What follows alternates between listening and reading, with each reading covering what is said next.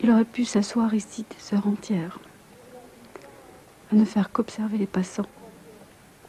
Comme Victor Hugo, je suis né à Besançon, dans la Grande Rue. Mais alors que le poète a vu le jour au numéro 138, moi, plus modestement, je ne suis né qu'au 23. Il est vrai qu'il y a également une plaque sur ma maison, celle de la compagnie de gaz.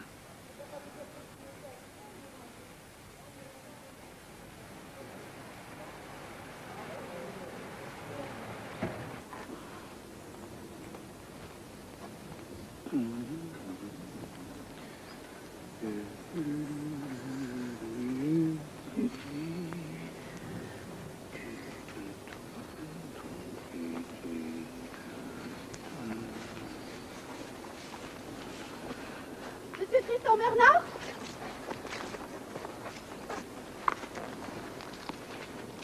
J'espère ne pas trop vous déranger. Pas le moins du monde. Il est temps que je m'arrête.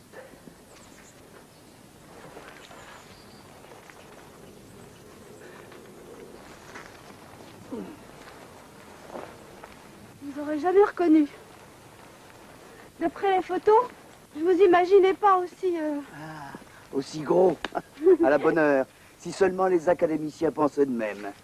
Trop léger, juge-t-il. C'est pas ce que j'ai voulu dire. Mais puisque vous m'en parlez, je peux vous dire que j'ai lu dans une de vos biographies que vous alliez vous faire opérer. Opéré? Oui, de la thyroïde. Si ça peut vous rassurer, je peux vous dire que l'opération a parfaitement réussi. Mais dites-moi, vous êtes venu faire quoi ici? Je suis venue vous interviewer. Ah, c'est ça. Interviewer. Très bien. Venez donc. Savez-vous que c'est l'usage maintenant d'interviewer les gens connus? Ah, vraiment, vous me l'apprenez. Ça doit être fort intéressant. Et avec quoi faites-vous cela? Dans certains cas, c'est avec un gourdin qu'on devrait interviewer. Enfin, d'ordinaire, ce sont des questions que pose l'intervieweur et auxquelles répond l'interviewé. Oui.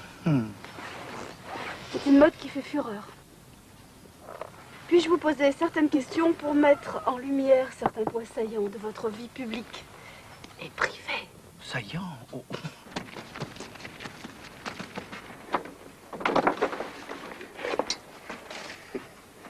Venez, il faut donner le départ. Recommençons.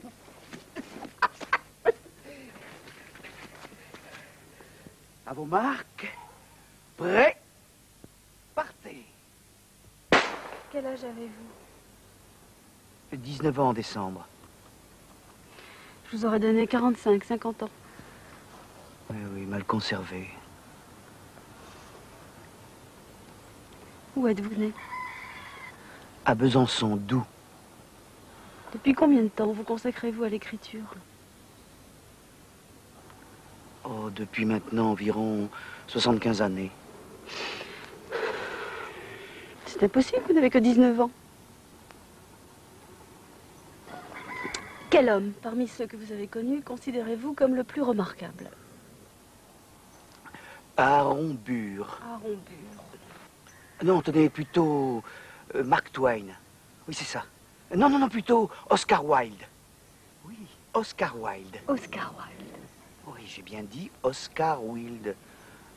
W-I-L-D-E. Vous étiez très jeune alors, quand vous l'avez connu. Si vous connaissez ma vie mieux que moi, ce n'est pas besoin de m'interroger. Oh, c'était juste une remarque.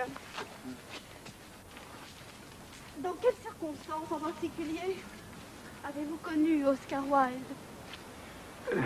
Je me trouvais par hasard à son enterrement et il me pria de faire un peu moins de bruit. Écoutez, si vous étiez à son enterrement, c'est qu'il était mort. Je n'en sais rien. Ah tiens, les initiales de vos deux femmes. Ça, c'est intéressant, ça.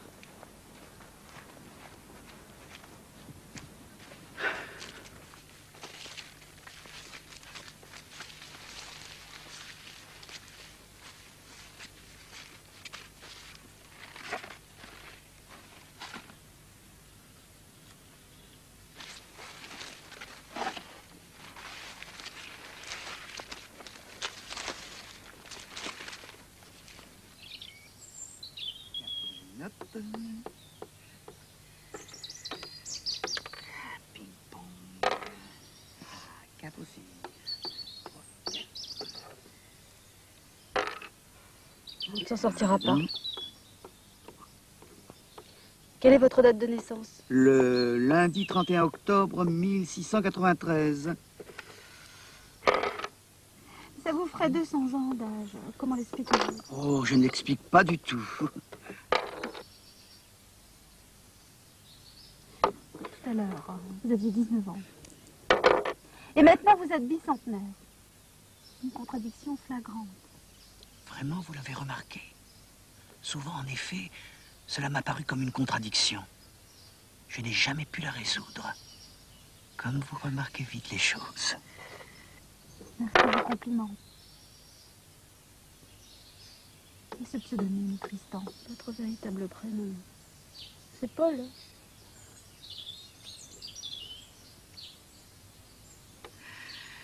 C'est une bien longue histoire. En fait, c'est à cause de mon frère jumeau, Tristan. Votre frère jumeau, Tristan? C'est ainsi que lui se nommait, pauvre vieux Tristan. Est donc mort? Certainement. Mais il y a un grand mystère là-dessous. Il a disparu? Oui, d'une certaine façon, nous l'avons enterré. Vous l'avez enterré sans savoir s'il était mort ou vivant. Mais qui vous parle de cela? Il était parfaitement mort. Bon. Alors, si vous l'avez enterré, et si vous saviez qu'il était mort? Ah non, non, nous pensions seulement qu'il l'était.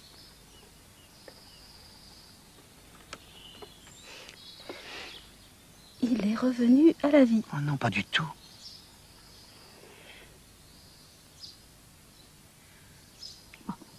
Eh bien, quelqu'un est mort.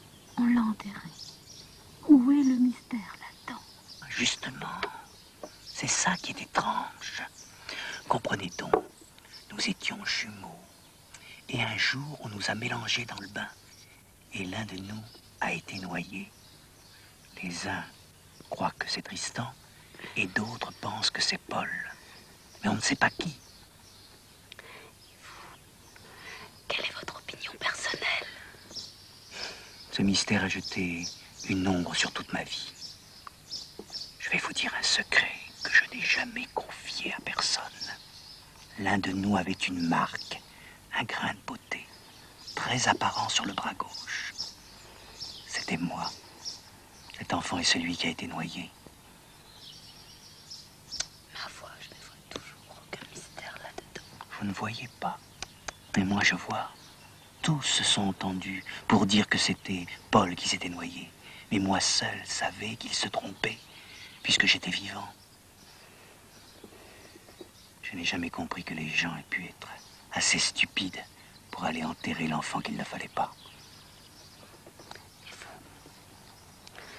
Pourquoi n'avoir jamais rien dit à personne? Mais enfin, vous n'y pensez pas. La révélation d'un tel secret aurait signé mon arrêt de mort. Comme je ne voulais pas mourir, j'ai accepté sans aucune résistance de me faire appeler Tristan. Et ça, personne ne le sait. Mis à part vous et moi. Je vous en prie, ne vous avisez pas de le répéter.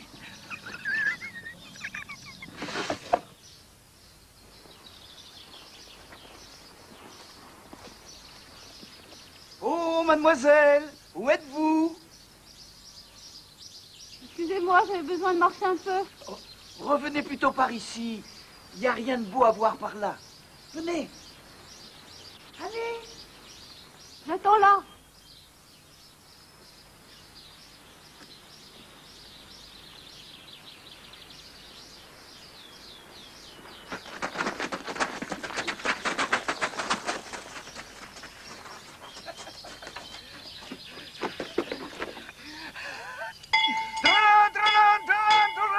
C'est le dernier tour. Drolin, drolin, drolin.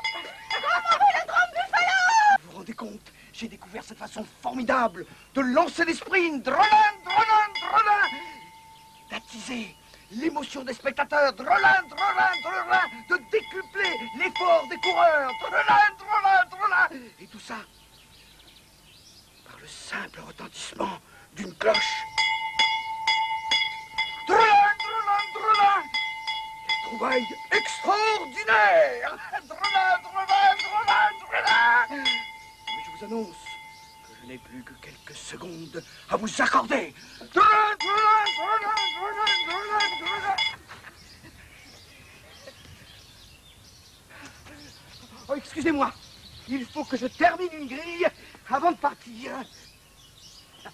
Ah, il ne me manque plus qu'à trouver une définition pour le mot piano. Alors, piano... Ah, voyons. C'est facile. Moins cher quand il est droit. Moins cher quand il est droit? Oh, oh, oh, oh, oh, mais parfait! Vous me semblez assez doué pour ce genre d'exercice, dis donc. Absolument pas. Cette définition, c'est vous qui l'avez trouvée. Moi, je n'ai fait que la retenir. C'est une dernière question. Cette chapelle-là, alors que vous êtes juif. Chut. Simple artifice. C'est pour tromper l'ennemi. Vous savez, par les temps qui courent. Maintenant, je dois vous laisser. J'ai peur d'être déjà très en retard. Encore une petite chose. Je sais que c'est abusé, mais j'aurais aimé que vous me donniez quelques idées de titres pour mon article. Votre article? Juste un petit effort. Laissez-moi réfléchir. Est-ce que vous parlez de tambour dans votre article? Des tambours? Qu'est-ce que viendraient faire des tambours dans mon article? Vous êtes musicien? Oh non, pas le moins du monde. Et de trompette, vous parlez de trompette? Non. Non, non. A priori, ni de tambour, ni de trompette. Eh bien voilà, c'est simple. Intitulez votre article « Sans tambour ni trompette ». Sans tambour ni trompette.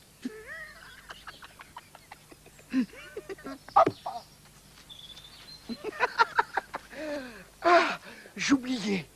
Juste un détail, insignifiant. Pas une personne sur 50 s'en serait aperçue.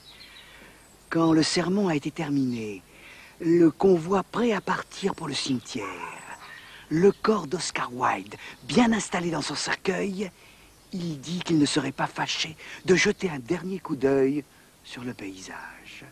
Il s'est donc levé et il est allé s'asseoir sur le siège à côté du conducteur.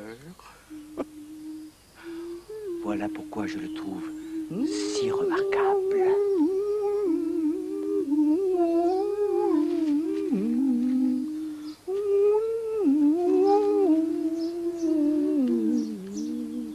Au revoir, mademoiselle.